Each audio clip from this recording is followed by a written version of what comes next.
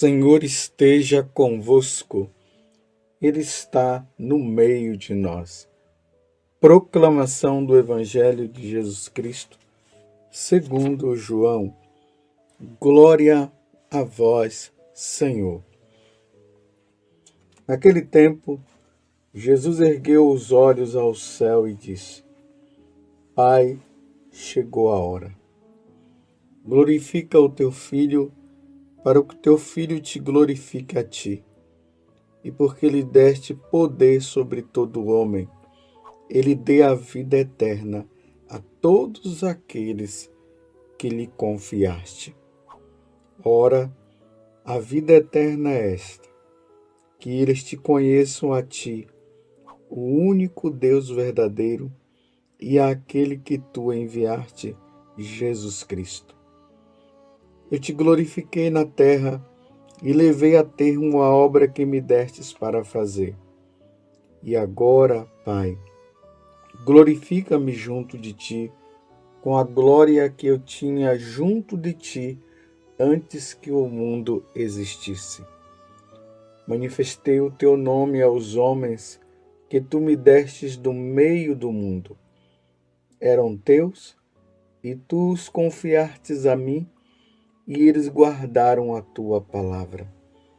Agora eles sabem que tudo quanto me destes vem de ti.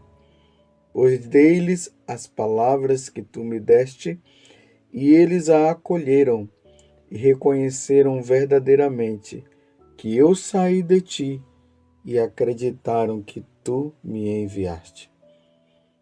Eu te rogo por eles, não te rogo pelo mundo, mas por aqueles que me destes porque são teus. Tudo que é meu é teu, e tudo que é teu é meu, e eu sou glorificado neles. Já não estou no mundo, mas eles permanecem no mundo, enquanto eu vou para junto de ti. Palavra da salvação. Glória a vós, Senhor. Meus irmãos e minhas irmãs, logo após a ascensão de Jesus, Jesus que sobe ao céu, se senta à direita do Pai, de onde ele virá um dia, ele retornará um dia para julgar os vivos e os mortos. A igreja, ela nos introduz nesta terça-feira, e nesses dias nós veremos isso, nos introduz no capítulo 17 do Evangelho de São João. Esse capítulo 17 é chamado também de a oração sacerdotal de Jesus. Na última ceia, lembrando que os capítulos 13, 14, 15, 16 e 17 do Evangelho de São João, ele se dá na última ceia. E como eu sempre lembro a vocês, na primeira missa celebrada por nosso Senhor Jesus Cristo. Essa oração é chamada a oração sacerdotal de Jesus. Jesus reza pelos apóstolos e reza também por nós. Não sei se vocês notaram já nessa primeira parte. Jesus ele vai elencando algumas coisas em relação aos apóstolos. Eles são do mundo, como eu não sou do mundo. Jesus fala também que o Pai os confiou a ele, a Jesus, e por isso Jesus agora tem a responsabilidade de cuidar deles. E aqui tem uma coisa importante que Jesus fala no início desse evangelho. Ele diz assim: Pai, chegou a hora, glorifica o teu Filho para que teu Filho te glorifique a ti, e porque lhe deste poder sobre todo o homem. Entendo isso. Jesus, ele tem o poder sobre todos os homens. Não é o diabo que tem poder sobre nós. Quem tem poder sobre nós é nosso Senhor Jesus Cristo, porque ele é Deus. Tudo foi criado por ele, e sem ele nada foi feito. Você compreendeu? Nós não pertencemos ao diabo. Nós pertencemos a Deus. Agora, claro, se tem pessoas aí que vivem querendo e querem adorar Satanás e querem servir a Satanás, aí é problema de cada um. Ainda mais nesse grande evento aí de esses templos satânicos que estão crescendo e muita gente indo atrás. Meu Deus, que pena. Que pena que eles não querem abrir o coração a nosso Senhor Jesus Cristo, o nosso Salvador, ele que venceu Satanás. Então Jesus está dizendo que nós pertencemos a ele. Ele tem o poder sobre nós. E porque lhe destes poder sobre todo o homem, continua Jesus, ele dê a vida eterna a todos aqueles que lhe confiarte. Nós estamos no capítulo 17 do Evangelho de São João, do versículo 1 até o 11. Aí Jesus prossegue dizendo assim: ora, a vida eterna é esta, que eles te conheçam a ti, o único Deus verdadeiro, e aquele que tu enviaste, Jesus Cristo. Que definição, meus irmãos, maravilhosa que Jesus está dando para nós neste tempo aí de preparação para Pentecostes. Jesus está dizendo que a vida eterna consiste em nós conhecermos o Pai como o único Deus e a Jesus Cristo.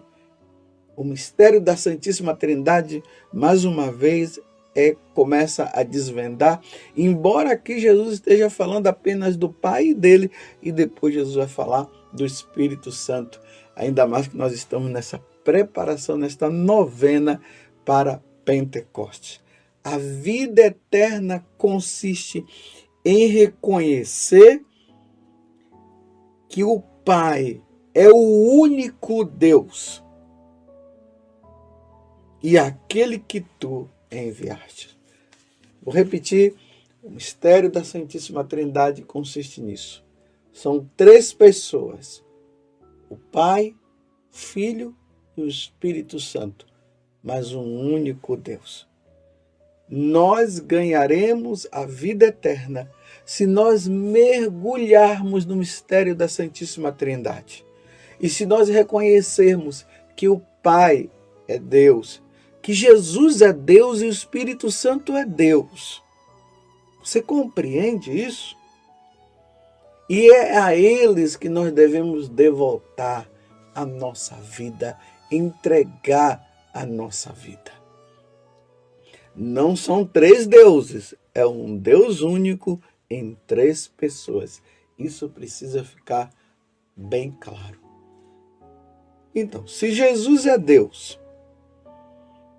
se a vida eterna consiste em nós crermos nele, e crermos no Pai, e crermos no Espírito Santo, significa então, meus irmãos, que quem não crê na Santíssima Trindade, quem não crê em Jesus Cristo, quem não crê no Pai, quem não crê no Espírito Santo, não tem a vida eterna.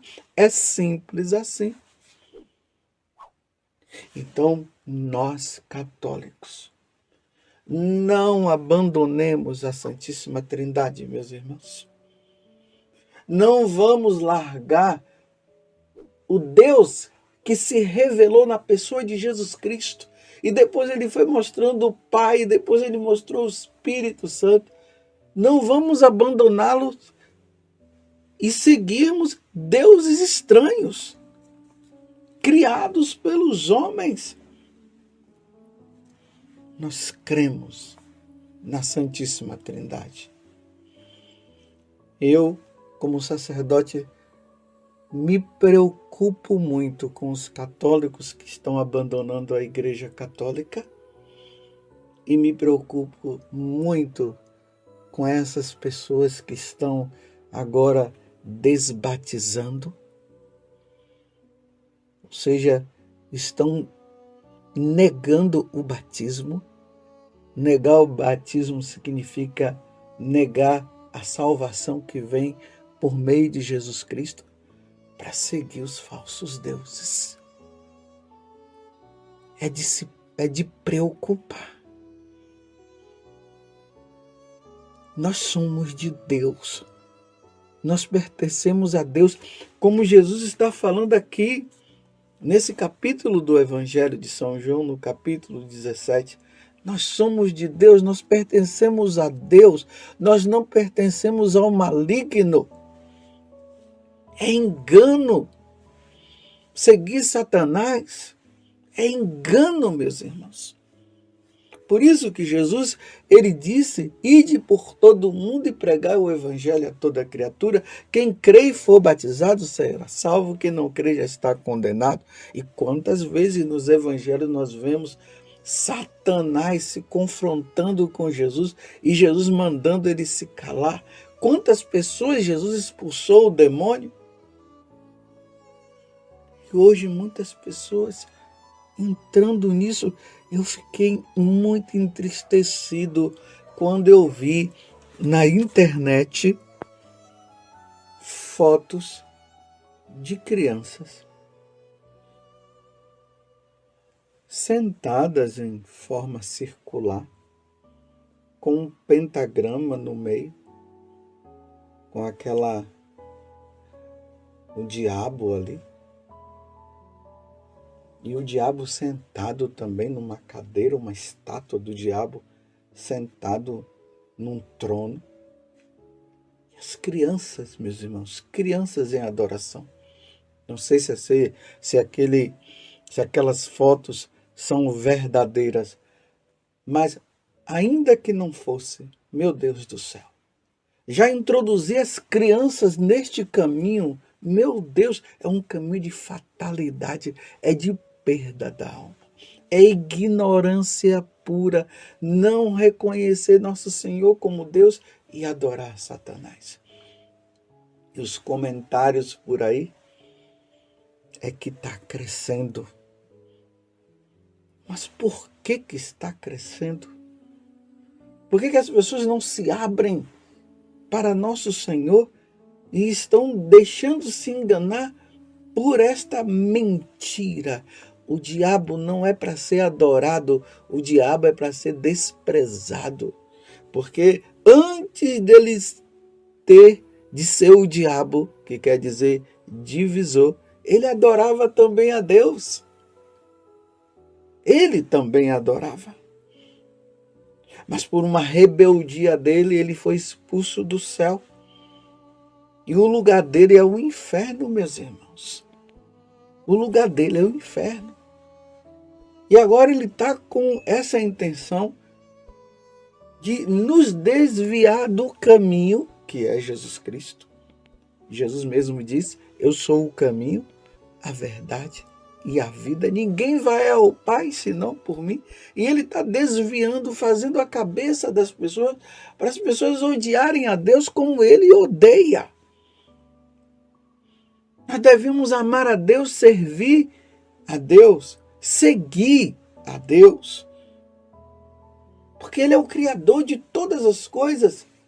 Tudo que existe no mundo foi criado por Deus. Me desculpe eu até dizer, até Lúcifer foi criado por Deus, mas ele se rebelou. Ele se afastou. Lá no capítulo 12 do livro do Apocalipse narra que houve uma grande batalha no céu. E Miguel batalhou contra a antiga serpente, o diabo e Satanás.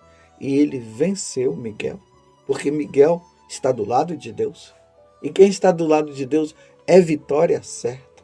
E ele foi expulso do céu. Está lá. E agora ele está querendo nos enganar. E muitas pessoas estão indo no engano, estão se enganando. Como diz São Paulo, na segunda carta a Timóteo, ali no capítulo 3º e no capítulo 4º, que ia chegar um tempo em que os homens não iriam suportar mais a sã doutrina de Deus. E iam se enveredar nos prazeres mundanos, em fantasias das criações humanas. E nós estamos vendo isso. E São Paulo está dizendo que isso iria acontecer nos finais dos tempos. Eu não estou dizendo que o tempo, nós já estamos, que o mundo já vai se acabar. Mas pelos sinais nós vamos percebendo, porque Jesus mesmo disse isso. Parece que cada dia que passa, o homem se rebela mais contra Deus. Antigamente, essa revolta do homem para com Deus era através de não querer saber de Deus, abandono à igreja, os homens se matando e tudo mais. Agora, a rebelião se dá numa tal adoração a Satanás. Claro, são poucos que estão fazendo isso, mas, meus irmãos, esses poucos têm um valor diante de Deus muito grande. Lembremos da parábola da ovelha perdida. Vocês se lembram que o pastor deixou as 99, que eram 100 ovelhas, ele deixou as 99 e foi em busca de uma ovelha. Ele poderia dizer assim, tá bom, foi uma ovelha que se perdeu, mas não, ele foi atrás daquela ovelha, porque cada filho de Deus é importante, nós somos filhos de Deus. Mas se o homem se rebela e não quer saber de Deus, Deus não poderá fazer nada. Por isso que no evangelho de hoje, na oração sacerdotal de Jesus, ele diz assim, no versículo 6, manifestei o teu nome aos homens que tu me destes do meio do mundo. Eram teus e tu os confiastes a mim, e eles guardaram a tua palavra. Agora eles sabem que tudo quanto me destes vem de ti, pois deles a palavra que tu me destes, e eles as acolheram e reconheceram verdadeiramente que eu saí de ti e acreditaram que tu me enviaste. É por isso que aqui Jesus vai dizer que nisso consiste a vida eterna, a salvação.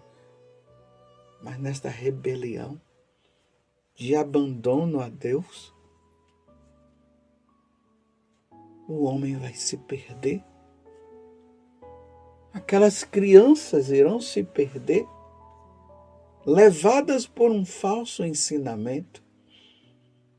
Por isso que neste tempo, meus irmãos, nós precisamos pregar a verdade. A verdade que é Jesus Cristo, Ele é o caminho, a verdade e a vida, para que os corações endurecidos possam amolecer e, amolecendo, possam receber o Espírito Santo, como disse Ezequiel. Deus quer que esse coração endurecido do homem amoleça. Mas se não amolecer, meus irmãos, quão terrível vai ser a perdição, a condenação.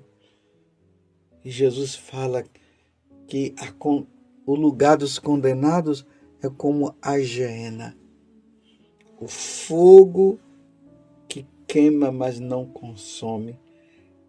E lá haverá choro e ranger de dentes. E lá no livro do Apocalipse vai falar que é um fogo que não consome. E sofrer por toda a eternidade, enquanto nós temos a oportunidade de sermos felizes por toda a eternidade. Vamos procurar ser fiéis, meus irmãos, e vamos agradecer porque Jesus, Ele rezou por mim e rezou por você. rezou por todos nós, mas é preciso que nós abramos o nosso coração. Muito obrigado, Senhor, por nos ter dado a vida eterna. E a vida eterna consiste em nós crermos e adorarmos a Santíssima Trindade. Que Nossa Senhora nos ajude, intercedendo para que nós sejamos fiéis. Louvado seja nosso Senhor Jesus Cristo, para sempre seja louvado, e a sua mãe, Maria Santíssima.